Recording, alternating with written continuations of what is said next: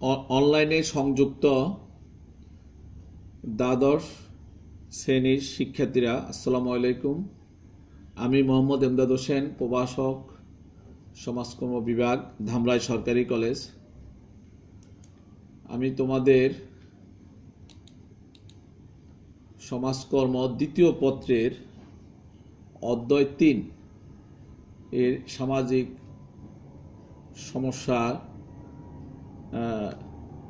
সমস্যার বাংলাদেশে পুষ্টিহীনতার প্রভাব নিয়ে আমি আলোচনা করব। বাংলাদেশ একটি দরিদ্র দেশ হিসাবে তীব্র পুষ্টিহীনতায় ভুগছে। এই দেশের অসংখ্য শিশু প্রতি বছর পুষ্টিহীনতার প্রভাবে মৃত্যুবরণ করছে।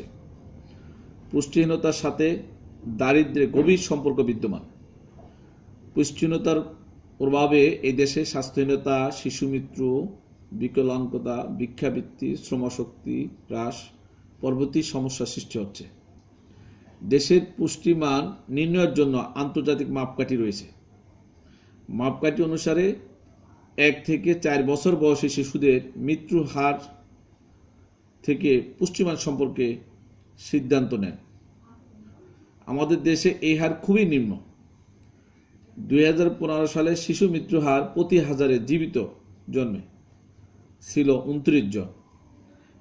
একজন সবল মানুষের জন্য প্রতিদিন 2500 থেকে 2800 কিলো ক্যালোরি শক্তি গ্রহণের দরকার, অথচ এই দেশে গড় শক্তি গ্রহণের পরিমাণ মাত্র 1868 কিলো ক্যালোরি। বাংলাদেশে গড়ে ভিটামিন গ্রহণের পরিমাণ 0.48 মিলিগ্রাম, অথচ এটি গ্রহণ করার কথা 1.3 থেকে 2.2 মিলিগ্রাম। এদেশে দৈনিক গড় ক্যালসিয়াম গ্রহণের পরিমাণ 335 মিলিগ্রাম, যা প্রয়োজন তুলনায় অনেক কম। এদেশের অধিকাংশ গর্ভবতী মহিলা রক্ত স্বল্পতায় ভোগে, ফলে গর্ভস্থ শিশুও রোগাক্রান্ত হয় এবং অনেক ক্ষেত্রে মায়ের মৃত্যুর ঘটনাও ঘটে থাকে।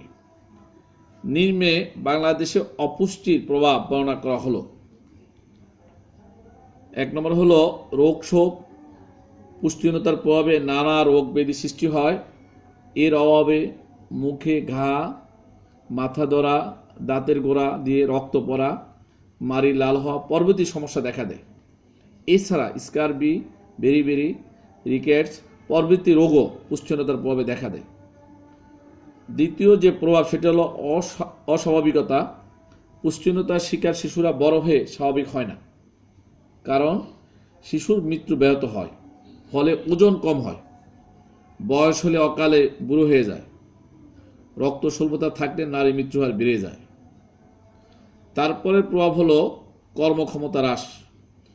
বাংলাদেশের পুষ্টিহীনতার প্রভাবে পরবর্তী প্রভাব হলো কর্মক্ষমতা হ্রাস।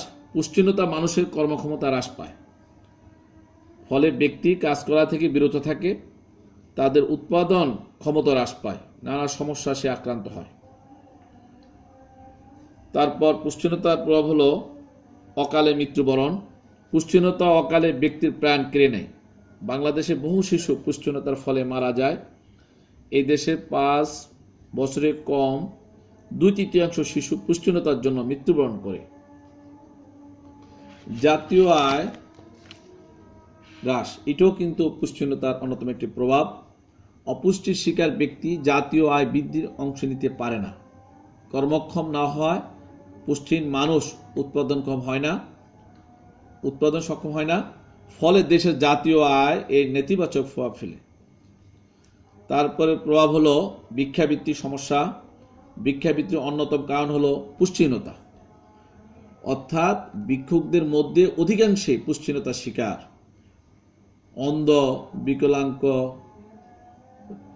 রোগাক্রান্ত প্রভৃতি সমস্যা অপুষ্টির প্রভাবে হয়। এইসব লোকদের বেশিরভাগই ভিক্ষাবৃত্তিতে নিয়োজিত হয়।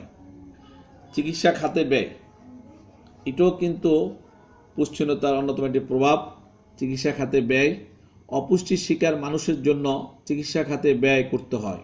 এই ব্যয় পূর্বের তুলনায় অনেক বৃদ্ধি পেয়েছে। জাতীয়ভাবে পুষ্টির উপর কর্মসূচি বাস্তবায়ন করতে হয়। এরপরে প্রভাব হলো একদিকে অপরাধ বৃদ্ধি। অপুষ্টির শিকার পঙ্গু, অসুস্থ, বিকলাঙ্গ, কুৎসিত লোকেরা অপরাধ করতে দ্বিধাবোধ করে না। এরা বিভিন্ন জায়গায় অপরাধমূলক কাজ করে থাকে। এরা একদিকে অপরাধ প্রবণ হয়, অপরদিকে উৎপাদনমুখী কাজ করার অযোগ্য থাকে। তারপরে প্রভাব হলো স্বাস্থ্যহীনতা। পুষ্টিহীনতার শিকার প্রতিটি মানুষ স্বাস্থ্যহীন। এই দেশের নারী ও শিশু এই অবস্থার শিকার সবচেয়ে বেশি। গর্ভবতী মায়েদের ভিটামিন এর অভাবে অসুস্থ হওয়ার প্রবণতা বেশি দেখা দেয়। পুষ্টিহীনতা তারপরে প্রভাব হলো প্রতিভার বিকাশ ব্যাহত। পুষ্টিহীনতা শুধু স্বাস্থ্যহীনতায় সৃষ্টি করে না, এটি মেধাহীনও করে ফেলে। এর ফলে শিশুর শিক্ষা গ্রহণ ব্যাহত হয়। আয়োডিনের অভাবে শিশুর বৃদ্ধি কম হয়, লোহের অভাবে শিশুর বৃদ্ধি ব্যাহত হয় এবং পড়াশোনা দুর্বল হয়। তারপরের প্রভাব হলো দৈহিক অঙ্গহানি। পুষ্টিহীনতার ফলে অনেক সময় শিশুর অঙ্গহানি ঘটে, ফলে শিশু বোবা, কানা, টেরা হয়ে যায়। এছাড়া চুল পড়া, অন্ধ হওয়া, খাটো হওয়া প্রভৃতি সমস্যা দেখা দেয়। তারপরে প্রভাব হলো জীবনযাত্রা নিম্নমান। অপুষ্টির শিকার ব্যক্তি জীবনযাত্রার মান বজায় রাখতে পারে না। যেহেতু তাদের জীবন নিম্নমুখী, সেহেতু তাদের সব কিছুতে নেতিবাচক দিক পরিলক্ষিত হয়। তারপরে প্রভাব হলো উন্নয়নে প্রতিবন্ধক। পুষ্টিহীনতা জাতীয় উন্নয়নে অন্তরায়, অর্থাৎ এদেশের আর্থসামাজিক উন্নয়নের ভূমিকা নেতিবাচক। এর দ্রুত সমাধান না হলে সমস্যা আরও ভয়াবহ আকার ধারণ করবে। তারপরে প্রভাব হলো সামাজিক সমস্যা বৃদ্ধি। পুষ্টিহীনতার প্রভাবে এদেশের সামাজিক সমস্যা বৃদ্ধি পাচ্ছে। ফলে ভিক্ষাবৃত্তি, অজ্ঞতা, বেকারত্ব, অশিক্ষা প্রভৃতি সমস্যা সমাজকে প্রতিনিয়ত গ্রাস করছে। সামাজিক সমস্যা সমাজকে চারদিক থেকে ঘিরে রেখেছে। পুষ্টিহীনতার প্রভাবে বাংলাদেশে আর্থসামাজিক জীবনে উল্লেখিত সমস্যাগুলো পরিলক্ষিত হচ্ছে। এ থেকে মুক্ত হওয়া অতি জরুরি। পুষ্টিহীনতা শুধু নিজের সমস্যা নয়, অন্যান্য সমস্যারও এটা অন্যতম একটা সোর্স। এ থেকে দেশকে মুক্ত করা সকলেরই কাম্য হওয়া উচিত। এই পুষ্টিহীনতার প্রভাব থেকে আমাদেরকে মোকাবেলা করার জন্য বা পুষ্টিহীনতা মোকাবেলার জন্য সমাজকর্মীর সুনিশ্চিত কতগুলো ভূমিকা থাকা উচিত। সেই ভূমিকাগুলো হলো বাংলাদেশে অসংখ্য সামাজিক সমস্যা, আবার বিদ্যমান সমস্যার সমাধানে রয়েছে নানামুখী উদ্যোগ ও প্রচেষ্টা।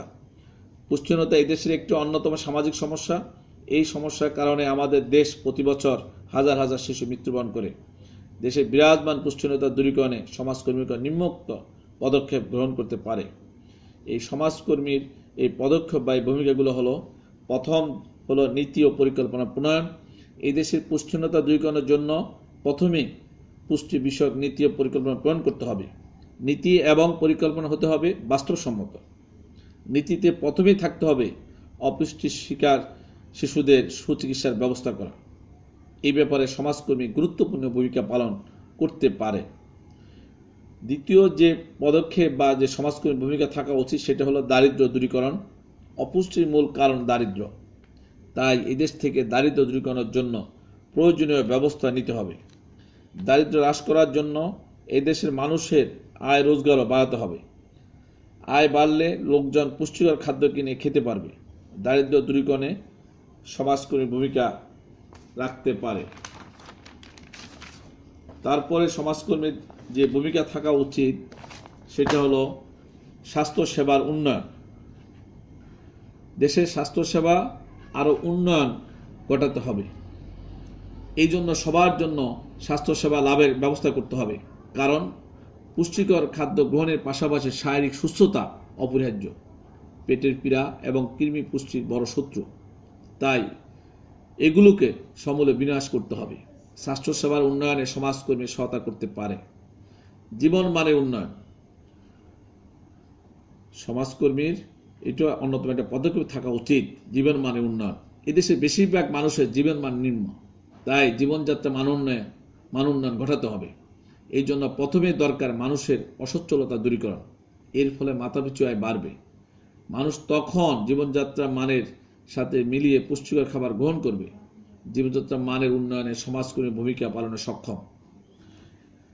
ভেজাল মুক্ত খাবার গ্রহণ, এই ধরনের ভূমিকা সমাজকর্মী থাকতে হবে। ভেজাল মুক্ত খাবার গ্রহণে জনগণকে সচেতন করতে হবে। ভেজাল খাবার পুষ্টিমান থাকে না এবং তা স্বাস্থ্যের জন্য ক্ষতিকর। খাদ্যকে ভেজাল থেকে মুক্ত করার জন্য অসাধু ব্যবসায়ীদের চিহ্নিত করে তাদের কঠোর শাস্তির বিধান করতে হবে। এই জন্য সবাইকে এই ব্যাপারে সক্রিয় ভূমিকা পালন করতে হবে।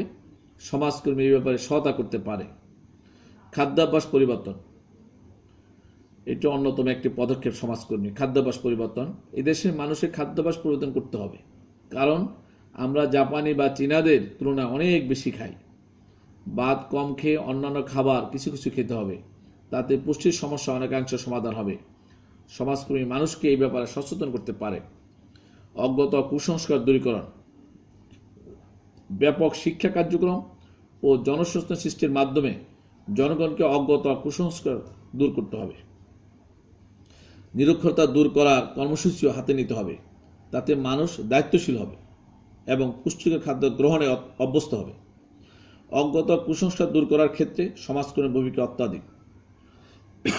খাদ্য উৎপাদন বৃদ্ধি, সমাজকর্মীকে এই ধরনের পদক্ষেপ নিতে হবে। পুষ্টির চাহিদা পূরণ করার জন্য খাদ্য ঘাটতি পূরণ করতে হবে। পুষ্টিকর খাদ্য অধিক পরিমাণে উৎপাদন হওয়া বাঞ্ছনীয়। এই জন্য শাকসবজি ফলমূলের উৎপাদন আরও বাড়াতে হবে। স্বনির্ভর আন্দোলন গড়ে তুলতে হবে।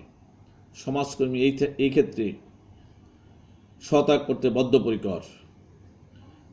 সমাজকর্মী ভূমিকার পরবর্তী যে পদক্ষেপ সেটা হলো খাদ্যের সুষম বন্টন। খাদ্যের সুষম বন্টন ব্যবস্থা নিশ্চিত করতে হবে। বিশেষ করে পরিবারের শিশু, গর্ভবতী মা প্রমুখের পুষ্টিকর খাদ্য গ্রহণের ব্যাপারে সচেতন হতে হবে। এই ক্ষেত্রে পরিবার কল্যাণ কার্যক্রমকে সফল করে তুলতে সমাজকর্মী সহায়তা করতে পারে। খাদ্যের অপচয় রোধ, এই ধরনের ভূমিকা থাকা উচিত সমাজকর্মীর এই সকল ক্ষেত্রে। খাদ্য ঘাটতির দেশে খাদ্যের অপচয় হলে এটি সত্যি দুঃখজনক। তাই খাদ্য অপচয় সকল পথ বন্ধ করতে হবে। এই জন্য সংরক্ষণ ব্যবস্থাকে আরও জোরদার করতে হবে। অন্যদিকে বেশি মশলা, ভাজা, পোড়া খাবার এড়িয়ে চলতে হবে। সমাজকর্মী এই ব্যাপারে ভূমিকা রাখতে পারে। পুষ্টি বিষয়ক জ্ঞান দান, জনগণকে পুষ্টি সম্পর্কে জ্ঞান দান করে সচেতন করতে হবে। এই জন্য seminar, poster, leaflet, TV, satellite প্রভৃতির মাধ্যমে পুষ্টি বিষয়ক প্রচার চালাতে হবে। ফলে জনগণ পুষ্টিকর খাদ্য গ্রহণে অনুপ্রাণিত হবে। এই ক্ষেত্রে সমাজকর্মীর ভূমিকা অত্যাধিক। জনসংখ্যা নিয়ন্ত্রণ, এটাও সমাজকর্মীর এই ক্ষেত্রে কার্যকর ভূমিকা পালন করতে পারে। জনসংখ্যা নিয়ন্ত্রণ, আমাদের দেশে অপুষ্টি রোধে জনসংখ্যা বৃদ্ধির হার হ্রাস করতে হবে। খাদ্য উৎপাদনের সাথে জনসংখ্যার সঙ্গতি রাখতে হবে। এই জন্য পরিবার পরিকল্পনা কার্যক্রমকে জোরদার করতে হবে। জনসংখ্যা নিয়ন্ত্রণে সমাজকর্মীর ভূমিকা অপরিসীম। দারিদ্র শিশুদের পুনর্বাসন, এটা সমাজকর্মীর অন্যতম একটি ভূমিকা বা পদক্ষেপ থাকা উচিত। দারিদ্র শিশুদের পুনর্বাসন, পুষ্টিহীন দরিদ্র শিশুদের পুনর্বাসনের ব্যবস্থা করতে হবে। বিভিন্ন সাহায্য সংস্থার মাধ্যমে পুনর্বাসন কেন্দ্র স্থাপন করে তাদের খাদ্য ও চিকিৎসার নিশ্চয়তা দিতে সমাজকর্মী ভূমিকা রাখতে পারে। মায়ের দুধের প্রতি গুরুত্ব আরোপ, তারপরে পদক্ষেপে মাথাপিছু আয় বৃদ্ধি। উপরোক্ত পদক্ষেপ সমূহ গ্রহণের মাধ্যমে আমাদের দেশে পুষ্টিহীনতা রোধ করা সম্ভব। সরকারি বেসরকারি উদ্যোগে কর্মসূচির পাশাপাশি সকলকে সচেতন হতে হবে। এই জন্য প্রয়োজন সকলের সদিচ্ছা। এই সমস্যার সমাধান হলে জাতীয় উন্নয়ন ত্বরান্বিত হবে। এই ক্ষেত্রে সমাজকর্মীর ভূমিকায় জনগণের অপুষ্টি দূরীকরণ খুবই জরুরি।